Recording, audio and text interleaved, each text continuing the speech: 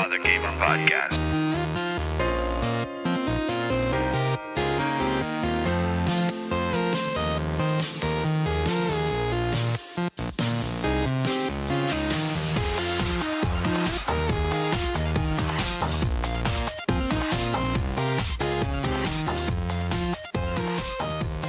Well, one definitely is the loneliest number. And today I'm all alone. We weren't going to do an episode, but a lot of stuff broke news-wise. So we felt like we needed to get some of the news out while it still mattered. Um, I guess it's really weird being alone, but I'm talking to myself, so I guess could be a good thing or a bad thing. So let's start off. I am recording at Clockwork in College Station, Texas. They host us every week at 8 o'clock. If you're ever by on Fridays, come check us out. Also, we're powered by Cinelinks.com. For all your nerd news, reviews, and awesome fandom stuff, check out Cinelinks.com. I'm going to guess we should go into what's in your system. What's in your system?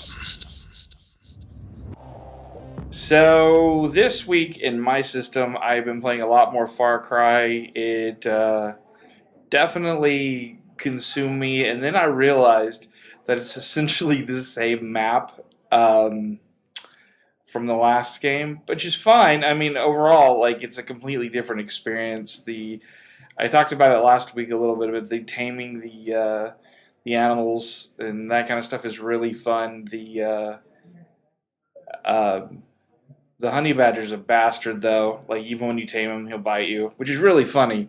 Story-wise, it's not super complex. I mean, of course, it's not going to be because of the time period, 10,000 BC. So, I mean, it's like, I don't know. Like, I had some issues originally. Like, I was really like, oh, this is so cool. They've developed the language, and I really am enjoying this. But sometimes now I'm kind of like, I kind of wish it was in English, that I didn't have to read the subtitles while I was running around and not trying to get killed by a mastodon or, something. So, but then I thought about it, the dialogue would be, me do this, you do that. Except for there's just one guy. There's just one character, and you run into, and you've got a series of encounters that you get in with him, and he's literally the caveman version of a redneck. I mean, even woo-wee, like it's just so weird.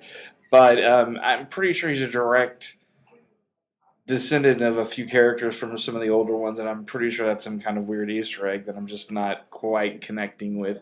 But overall, the gameplay is really fun.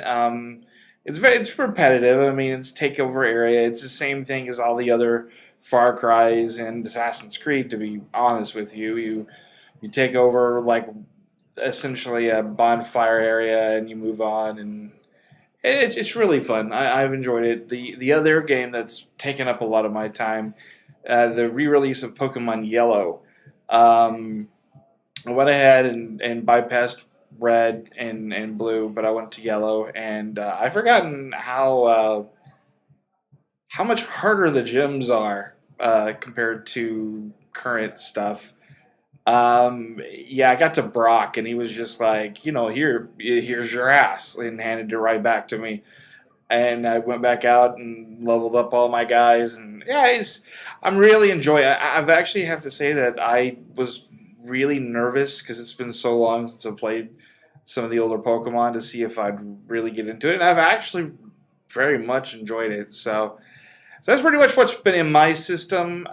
You guys out there, let us know what you've been playing, and if there's something that you want us to play or stream, because we've been doing some streaming now, let us know. You can let us know at Fathergamer Productions on Facebook, or you can let me know at Fathergamer on Twitter. And of course, you can let us know on Cinelinks right at the very bottom of this article that this podcast is on. Sorry, guys. Again, so weird recording alone. I did play. I did play a little bit of Uncharted multiplayer.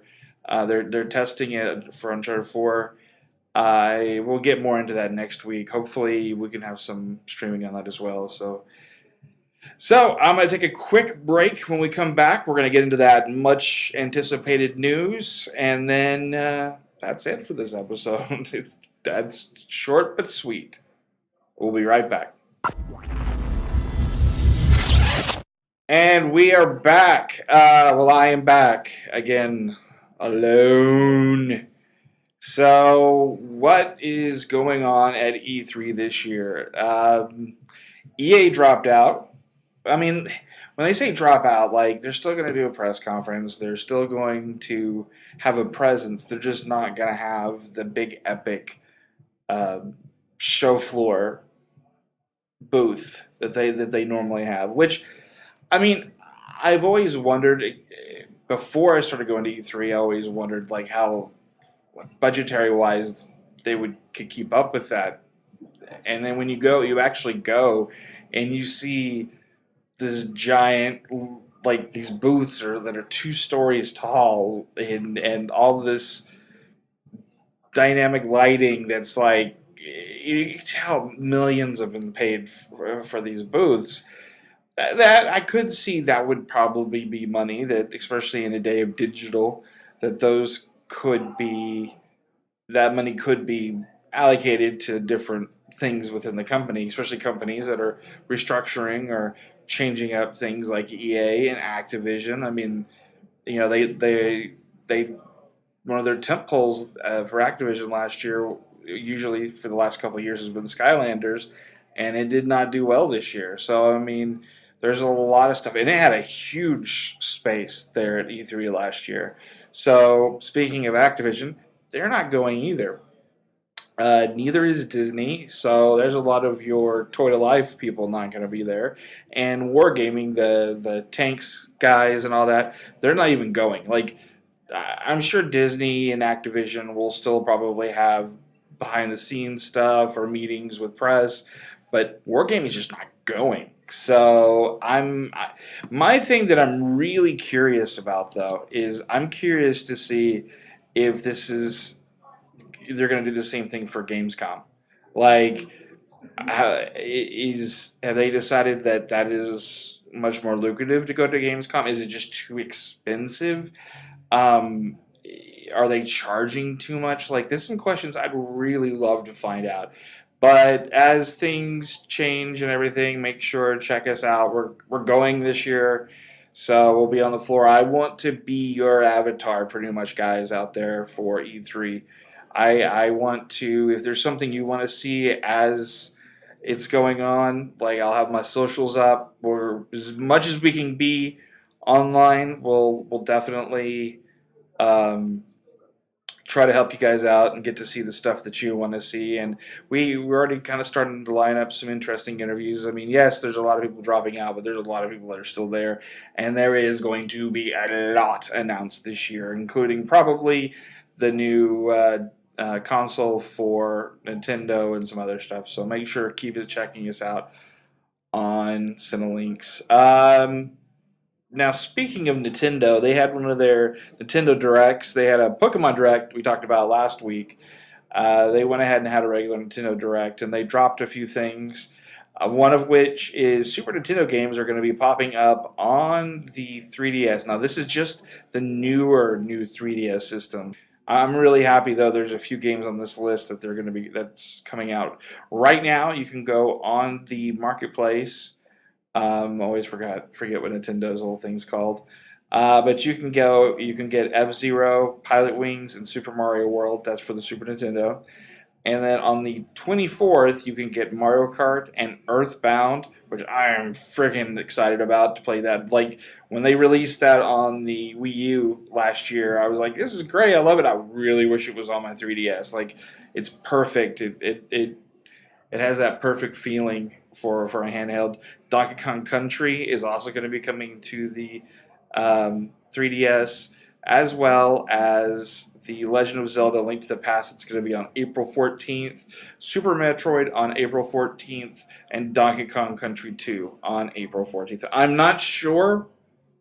The thing is, I'm not sure entirely if that those dates are specifically to North America, or they're going to be releasing at the same time all over. I know I believe the Pokemon got released at the same time, so here's hoping. Speaking of Pokemon, Pokemon Go, which is the almost kind of like geocaching thing that they have for phones coming out for Pokemon. You can catch various Pokemon in certain locations. They're doing a system test for it, basically a beta in Japan right now. So hopefully, well, they call it a field test, but hopefully we'll get some information on that. I'm actually excited about it. I'm hoping that it works on my phone, and did announce some Star Fox stuff. Some interesting changes to the mechanics. They also announced that Fox amiibo that you've had handy. You can actually use that on your little Wii U pad, and unlock his original ship and weapons. So that's actually pretty cool. Like, um, still on the fence on getting the game, but I really am hoping that it's actually very good, and that we're all very pleased, especially since we've had to wait so long for it to be released. Also, they announced Monster Hunter X, which is now Monster, not Munster. That would be a totally different series. Monster Hunter Generations. They've changed the name. I kind of like that. I'm not sure if there's a little Picard running around or anything. Um, but it is coming to the 3DS, which we kind of knew it was, and all that kind of stuff. There's a bunch of stuff for it, but they also dropped Monster Hunter 4 Ultimate to $20. So that's US. So that's awesome. That's because it's actually a pretty good game. I played quite a bit of it. I might end up picking that up again at some point. Fortunately and unfortunately, I've got a lot to play in the next couple months. So it might be one of those Steam like buys where you buy it now and play it way later, maybe on the trip to E3 or something. Um, Bad news for all you Mass Effect fans, including myself. Mass Effect Andromeda has been pushed back to 2017. Blake Jorgensen from EA said, yeah, we kind of had to reshuffle a few things, and we're pushing it back to the holiday season of 2017. But we do have some other big games coming out this year. The rumors are that those games are the new Battlefield game that takes place in World War One, and Titanfall 2, which some GameStops actually already started getting some press stuff for it. So I really am hoping for some cool stuff from Titanfall 2. I enjoyed Titanfall for what it was. I'm just wanting some more meat with my potatoes on that one. So now to news other than gaming. Sony has plans to merge the popular 21 Jump Street and Men in Black franchises together in a crossover film. They won't star any of the actual Men in Black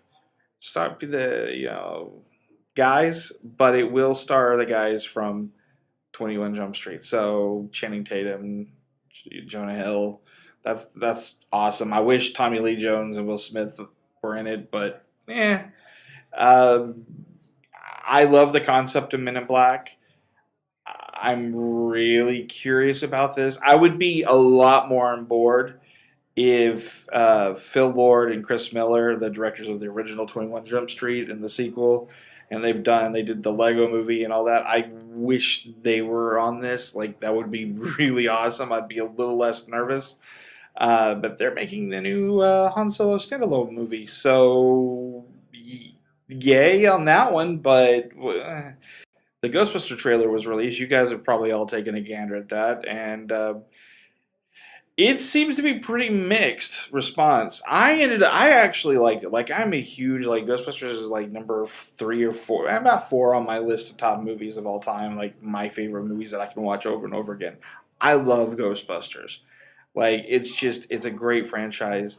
The thing that I feel from this trailer is I think, especially if you watch the real Ghostbusters the cartoon, they're trying to build more of a world than just those four guys, and I'm I'm excited. The slapsticky stuff was a little different because there really wasn't much in the originals, but I can overlook that a little bit. It's fine. I mean, I can overlook that a little bit. The power of pain compels you. Actually thought that was pretty funny. I actually like the actresses. I have no problem with any of them. I've seen them all in some pretty good parts. I've actually seen some of them in some great drama. And so I know the ability's there to act. I know that the comedy can be there as long as some of them are restrained. The special effects were really pretty cool. We got to see Slimer.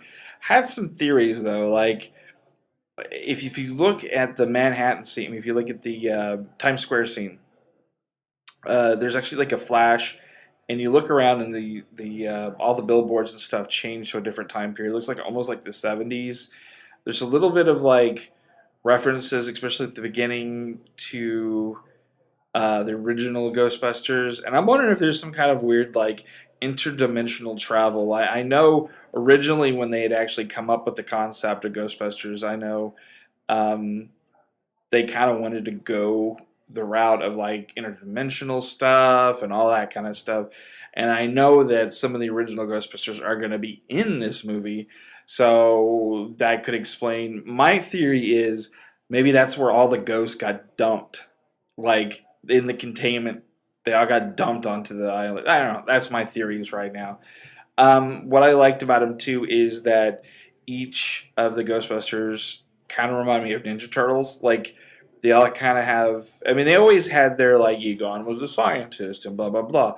But I like the fact that each character kind of has their own little like shtick thing as well. Like um, the scientist with but it's more of like you got the double pistol guns. They all have different weapons, and so lots of stuff to sell for merchandise. I don't know. I liked it. I would love to do a trailer breakdown with some of the guys over at Cinelinx. Um, I'm actually excited for it. It could be a great thing. It could be a terrible thing. I did notice that Hemsworth, a little part where he kicks open the door, I'm pretty sure he's possessed at that point. Um, I did notice he did have the Ghostbusters uniform on, like tied around his waist. So like I really looked at this trailer, like I got completely tore it apart. Don't know all their names yet, but I'm sure I will. And the fact that they kind of want to make this into multiple movies, animation, all that kind of stuff. So I'm hoping it's really good, and yeah, we'll see. Things that really worry me, actually. Well, Sony finally gave the rights. Said, "Hey, you know what? You guys over at Disney, go ahead. Put Spider-Man in your movies, and you pretty much be in charge of Spider-Man movies over here. We'll make sure that everything gels well, and it'll be part of the Marvel Cinematic Universe." Speaking of which, early reports. There have been some eyes already laid on the Civil War movie, and they said that the Spider-Man is actually really good. So I'm excited. So that's great. Spider-Man's getting into the Marvel Cinematic Universe. It's finally happening. Sony had planned for all of these spin-off movies from Venom, like multiple movies. Actually, when at one point they were even talking about like an Aunt May. I mean, they really wanted to like expand the universe because that's all they really had. Um, but apparently Venom's back on again. So I'm not entirely sure. Some of the stuff, the early stuff that's being said is that while adding that the film is being envisioned as a franchise apart from and unrelated to the upcoming Spider-Man movie. So, are they continuing to make another universe? Is this considered part of the original universe from like the Amazing Spider-Man? I mean, that's some crazy stuff. I don't quite understand that, but at least we're gonna get a really cool Spider-Man in Civil War in May. The The success of Deadpool, we talked about this last week, the rated R comic book movie seemed to have sparked this thing in Hollywood of like, hey, let's this stuff's a success. Let's see what we can do within moderation. Well, we I believe last week we talked about that there's going to be a rated R cut of Batman versus Superman. Well, Jenna Malone, she was in the Hunger Games, a lot of other movies. Apparently, her part we've been under. I mean, we've been trying to figure out what her character is. Is she Robin? Is she what is she? But apparently, her part was cut from the theatrical version, but will be in the rated R version when it comes out on Blu-ray.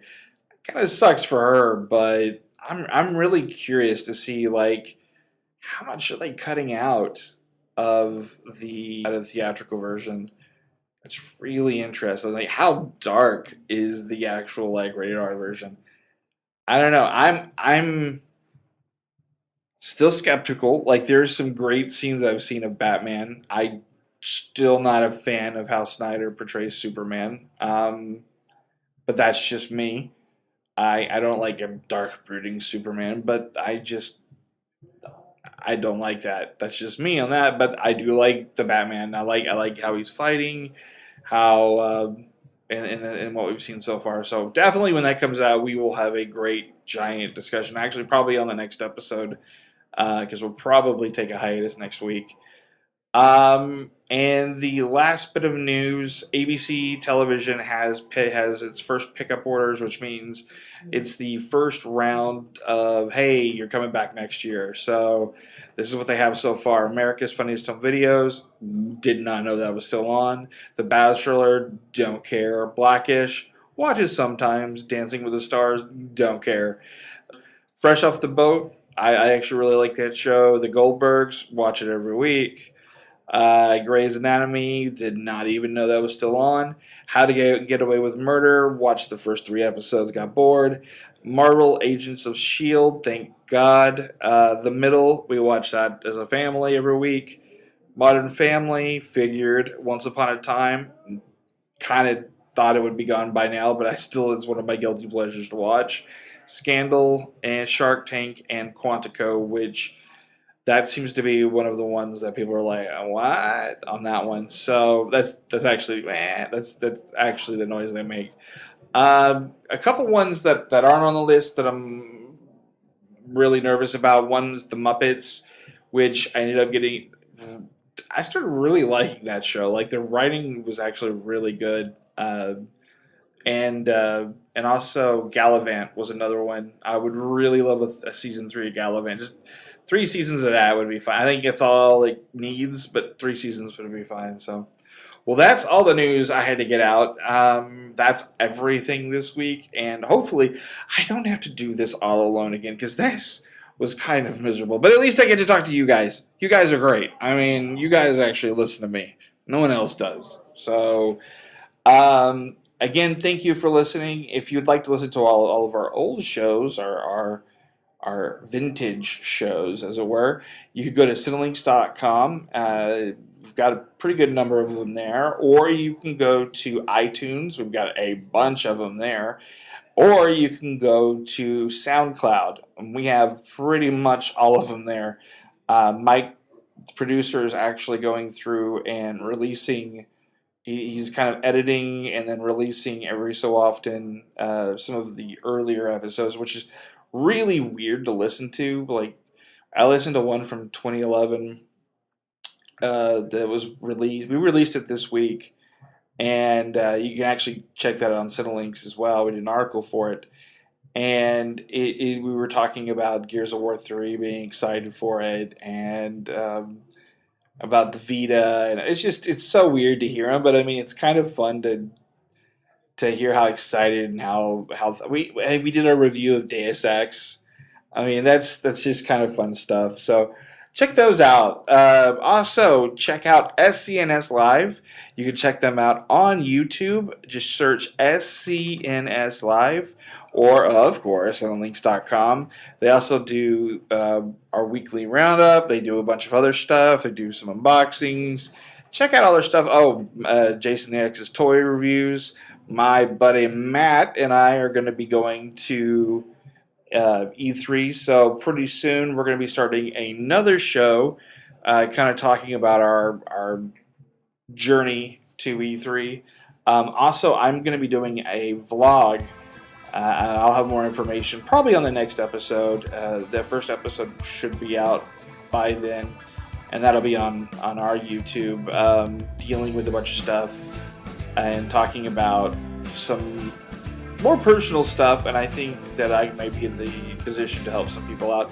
Plus talking about some weight loss and all that kind of stuff. So anyway, so thank you guys. Thank you guys for listening, and if you actually made it this far listening to me talk by myself, thank you very much.